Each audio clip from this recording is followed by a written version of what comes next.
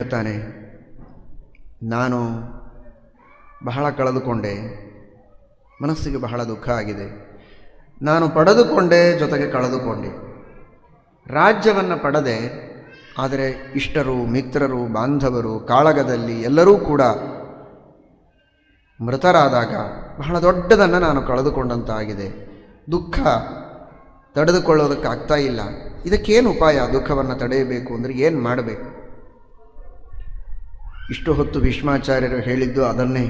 ಆದರೂ ಪುನಃ ಭೀಷ್ಮಾಚಾರ್ಯರು ಯುಧಿಷ್ಠಿರನಿಗೆ ಒಬ್ಬ ತಪಸ್ವಿ ಹಾಗೂ ಒಬ್ಬ ರಾಜನ ಸಂವಾದವನ್ನು ತಿಳಿಸ್ತಾರೆ. ಸೇನಜಿತ್ ಅಂತೂ ಒಬ್ಬ ರಾಜ. ಸೇನಜಿತ್ ಎಂಬ ರಾಜನ ಮಗ ಮೃತನಾದಾಗ ಬಹಳ ದುಃಖದಿಂದ ಇರ್ತಾನೆ ಸೇನಜಿತ್. ತಪಸ್ವಿಯಾದ ಒಬ್ಬ ವ್ಯಕ್ತಿ ಅವನ ಹತ್ತಿರ ಬರ್ತಾನೆ.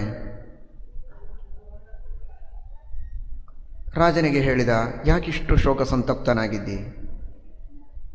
ಶೋಕ ವಿಹ್ವಲಃ, ಯಾವ ಕೆಲಸಗಳನ್ನು ಮಾಡುವುದಕ್ಕೂ ಅವನಿಗೆ ಶಕ್ತಿ ಇಲ್ಲ. ಕುಳಿತಲ್ಲಿಯೇ ಕುಳಿತಿದ್ದಾನೆ. ರಾಜ್ಯದ ಕಾರ್ಯಭಾರ ಎಲ್ಲ ಬಿಟ್ಟಾಯಿತು. ಎಲ್ಲಿ ಓಡಾಡೋದಿಲ್ಲ, ಕೈಯಿಂದ ಏನು ಕೆಲಸ ಮಾಡೋದಿಲ್ಲ. ಯಾವಾಗಲೂ ಶೋಕ, ಯಾವಾಗಲೂ ಶೋಕ. ಆ ತಪಸ್ವಿ ಕೇಳಿದ, ಸೇನಜಿತ್, ಇದೇನು ಕಥೆ ಇದು? ನೀನೊಬ್ಬ ರಾಜ, ಎಷ್ಟು ಪ್ರಜೆಗಳು ನಿನ್ನನ್ನು ನಂಬಿ ಇದ್ದಾರೆ. ನೀನು ಹೀಗೆ ಎಲ್ಲವನ್ನು ಪರಿತ್ಯಾಗ ಮಾಡಿ ಹೇಡಿಯಂತೆ ಅಳತಾ ಕುಳಿತರೆ ಹೇಗೆ? ಉತ್ಸಾಹದಿಂದ ಇರಬೇಕು, ಮರೆತು ಬಿಡು ಆ ದುಃಖವನ್ನು ಅಂತ. ಹೇಳೋದಕ್ಕೆ ಬಹಳ ಸುಲಭ ಇದೆ, ಆದರೆ ಅದನ್ನು ಮಾಡೋದು ಹೇಗೆ ಎಂದ.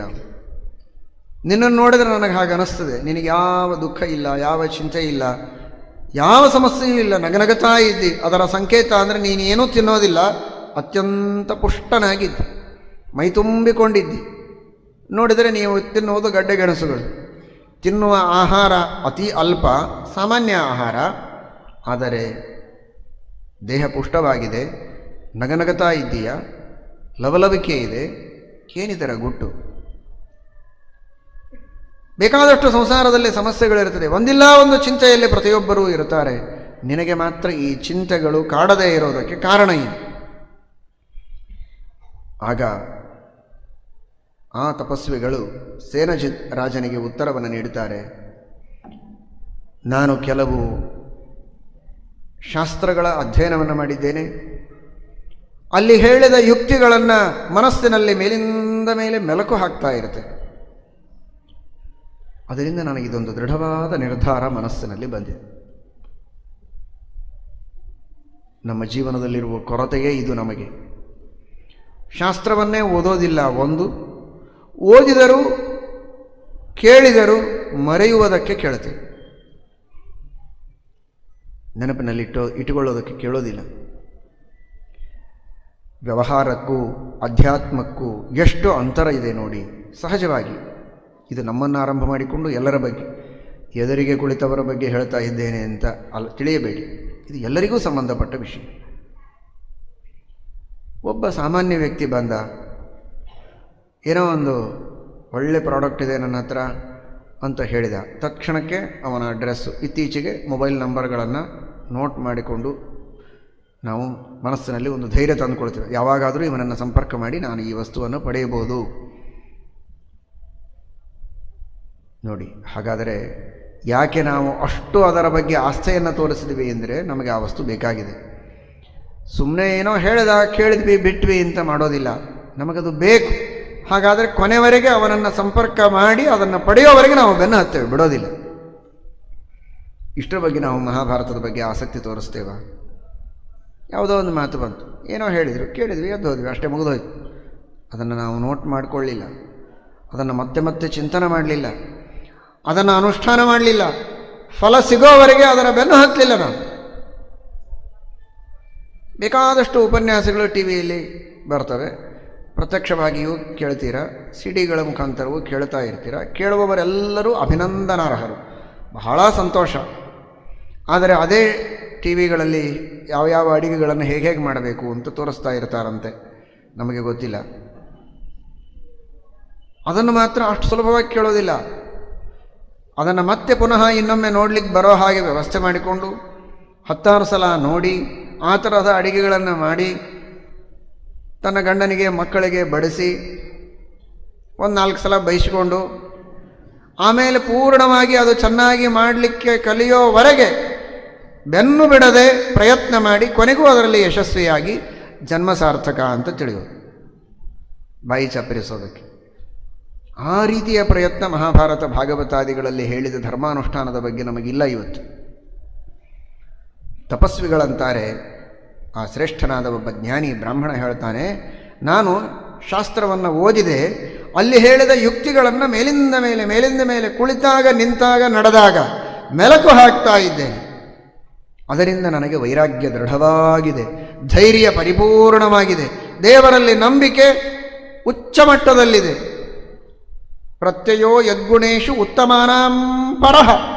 ಆ ಉಚ್ಚ ಮಟ್ಟದ ವಿಶ್ವಾಸ ನನಗಿರೋದರಿಂದ ನನಗೆ ಯಾವ ದುಃಖವೂ ಆಗುವುದಿಲ್ಲ. ಅದನ್ನು ಅವನು ಹೇಳುತ್ತಾನೆ. ಬುದ್ಧಿ, ತಪಸ್ಸು, ಸಮಾಧಿ, ಜ್ಞಾನ ಮತ್ತು ಶ್ರುತ, ಇವುಗಳಿಂದ ನಾನು ಇದನ್ನು ದೃಢಪಡಿಸಿಕೊಂಡಿದ್ದೇನೆ. ಶ್ರುತ ಅಂದರೆ ಶಾಸ್ತ್ರ, ತಪಸ್ಸು ಅಂದರೆ ಆಲೋಚನೆ, ಪುನಃ ಅದರ ಬಗ್ಗೆ ನಾನು ಚಿಂತನೆ ಮಾಡುತ್ತೇನೆ. ಏನದು? ಆತ್ಮ ಅಪಿಚ ಅಯಂ ನ ಮಮ ಸರ್ವಾವಾ ಪೃಥಿವೀ ಮಮ ಯಥಾ ಮಮ ತಥಾನ್ಯೇಷಾಂ ಇತಿ ಮತ್ವಾ ನಮೇ ವ್ಯಥಾ.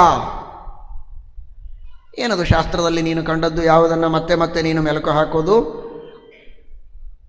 ಆತ್ಮಾಪಿಚಾಯಂ ನ ಮಮ ಸರ್ವ ಪೃಥಿವಿ, ಸಮಗ್ರವಾದ ಪೃಥ್ವಿಯಲ್ಲಿರುವ ಯಾವ ಒಂದು ವಸ್ತುವು ಕೂಡ ನನ್ನದಲ್ಲ, ನನ್ನ ದೇಹವೇ ನನ್ನದಲ್ಲ. ಸರ್ವಾವ ಪೃಥಿವೀ ಮಮ, ಎಂತಹ ಮಾತನ್ನು ಹೇಳ್ತಾನೆ ನೋಡಿ. ನಿನ್ನದಲ್ಲ ಅಂದರೆ ನಿನ್ನದಲ್ವಾ? ನಿನಗೆ ಬೇಕಾದಾಗ ನೀನು ಉಪಯೋಗಿಸ್ತೀಯಲ್ಲ ಈ ದೇಹವನ್ನು, ನಿನ್ನ ವಸ್ತುವನ್ನು, ನಿನ್ನ ಮನೆಯನ್ನು. ಹೌದು. ಯಥಾ ಮಮ ತಥಾ ಅನ್ಯೇಷಾಂ.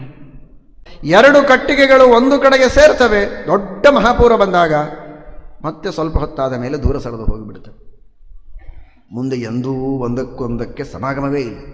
ಹಾಗೆ ಎಲ್ಲಿಯೋ ದೊಡ್ಡದಾದ ಈ ಸಂಸಾರದ ಮಹಾಪೂರದಲ್ಲಿ 2 ಜೀವಗಳು ಒಂದು ಕಡೆಗೆ ಬಂದು ಸೇರ್ತವೆ. ತಂದೆ ತಾಯಿ, ಮಕ್ಕಳು, ಗಂಡ ಹೆಂಡತಿ, ಗುರು ಶಿಷ್ಯ, ಏನೇನೋ ಸಂಬಂಧದಲ್ಲಿ ಜೊತೆಗೆ ಬರ್ತವೆ. ಯಾವುದೋ ಒಂದು ಕಲ್ಲು ಮಧ್ಯದಲ್ಲಿ ಅಡ್ಡಿಯಾದಾಗ ಅವುಗಳು ಸಿಡಿದು ದೂರ ಆದರೆ ಇದೆಲ್ಲಿಯೋ ಅದೆಲ್ಲಿಯೋ. ಮುಂದೆ ಎಂದೂ ಸಂಪರ್ಕ ಬರದೇ ಇದ್ದಂತೆ ಇಬ್ಬರೂ ಜೀವರು, ಆ ಎಲ್ಲ ಬಂಧು ಬಾಂಧವರು ಸಿಡಿದು ಹೋಗ್ತಾರೆ. ಮುಂದೆ ಯಾರಿಗೆ ಯಾರೋ ಪುರಂದರ ವಿಠಲ. ಹೀಗಿರುವ ಈ ಸಂಸಾರದಲ್ಲಿ ನೀನು ಇಷ್ಟು ದುಃಖ ಪಡುವುದು ಸರಿಯಲ್ಲ. ಒಂದು ಮಾತು ತಿಳಿ, ಇವತ್ತು ನೀನು ಅಳತಾ ಇದ್ದಿ, ನಾಳೆ ನಿನಗಾಗಿ ಅಳುತ್ತಾರೆ. ಯಾರು ಅಳುತ್ತಾರೆ? ಅವರಿಗಾಗಿ ಮತ್ತೆ ಇನ್ನು ಕೆಲವರು ಅಳುತ್ತಾರೆ. ಇದೆಲ್ಲ ಹುಚ್ಚು ಸಂಸಾರ. ಯಾರೂ ಸ್ಥಿರರಲ್ಲ. ಅಳುವುದರಲ್ಲಿ ಕಾಲ ಕಳೆಯಬೇಡ. ಎಂದಿಗೂ ನಾವು ಅಳದಂತೆ ಯಾವಾಗಲೂ ನಗುವಂತೆ ಮಾಡುವ ಆ ಭಗವಂತ ಶ್ರೀಕೃಷ್ಣ ಪರಮಾತ್ಮ ಇದ್ದಾನೆ. ಆ ಭಗವಂತನೇ ಸ್ಥಿರ ಅಂತ ತಿಳಿ. ಏನು ಅಭಿಮಾನ ಮಾಡೋ ನಿನ್ನ ಮನಸ್ಸಿನ ಶಕ್ತಿ ಇದೆ, ಆ ಎಲ್ಲ ಅಭಿಮಾನವನ್ನು ಆ ಕೃಷ್ಣನಲ್ಲಿ ಮಾಡು. ಆ ಪ್ರೀತಿಯನ್ನು, ಅನಂತ ಉಪಕಾರಗಳನ್ನು, ಯಾವ ಜನ್ಮ ಬಂದರೂ ಯಾವ ಜೀವರಾದರೂ ಸಿಡಿದು ಹೋಗ್ಬೋದು, ಆದರೆ ಒಬ್ಬ ಮಾತ್ರ ಸಿಡಿದು ಹೋಗೋದಿಲ್ಲ, ಅವನು ಭಗವಂತ. ಅವನ ಸಂಬಂಧ ಎಂದಿಗೂ ತಪ್ಪೋದಿಲ್ಲ. ತೊರೆದು ಜೀವಿಸಬಹುದೇ ಹರಿ ನಿನ್ನ ಚರಣಮ. ಅಂತಹ ಪರಮಾತ್ಮನ ಸಂಬಂಧ ಮಾತ್ರ ಎಂದೆಂದೆಂದೆಂದಿಗೂ ನಮಗೆ ತಪ್ಪೋದಿಲ್ಲ. ಮಹಾಪೂರದಲ್ಲಿರುವ 2 ಕಟ್ಟಿಗೆಗಳು ಜೊತೆಗೆ ಬಂದದ್ದು ಸಿಡಿದು ಎರಡಾಗಬಹುದು. ಒಂದು ಕಟ್ಟಿಗೆ ಇನ್ನೊಂದು ಕಟ್ಟಿಗೆ ಸೇರದೇ ಇರಬಹುದು. ಆದರೆ ಎಲ್ಲಿ ಹೋದರೂ ನೀರು ಬಿಟ್ಟಂತೂ ಹೋಗೋದಿಲ್ಲ. ನೀರಿನೊಳಗೆ ಅವುಗಳು ತೇಲಬೇಕಲ್ಲ. ಆ ನೀರಿನ ಸ್ಥಾನದಲ್ಲಿದ್ದವ ಭಗವಂತ. ನಾವು ಕಟ್ಟಿಗೆ ಬೇರಾದಂತೆ ಜೀವ ದೂರ ಆದರೂ ನೀರಿನಿಂದ ಕಟ್ಟಿಗೆ ದೂರವಾಗದೇ ಇದ್ದಂತೆ ದೇವರಿಂದ ನಾವು ದೂರ ಆಗೋದಿಲ್ಲ. ಯಾವಾಗಲೂ ದೇವರ ಸಂಬಂಧ, ಅವನ ಅನುಗ್ರಹ, ಕೃಪೆ ನಮ್ಮ ಮೇಲಿರಬೇಕು. ಅವನ ಪಾದಾರವಿಂದಗಳಲ್ಲಿ ಭಕ್ತಿಯನ್ನು ಮಾಡು, ಪುತ್ರ ಶೋಕವನ್ನು ಬಿಡು ಅಂತ ಸೇನಜಿತ್ತಿಗೆ ವಿಪ್ರ ಉಪದೇಶ ಮಾಡಿದ್ದಾನೆ. ಅದನ್ನೇ ನೀನು ಚಿಂತನೆ ಮಾಡುವಂಥ ಭೀಷ್ಮಾಚಾರ್ಯರು ಯುಧಿಷ್ಠಿರನಿಗೆ ತಿಳಿಸ್ತಾ ಇದ್ದಾರೆ. ಶ್ರೀಕೃಷ್ಣಾರ್ಪಣಮಸ್ತು.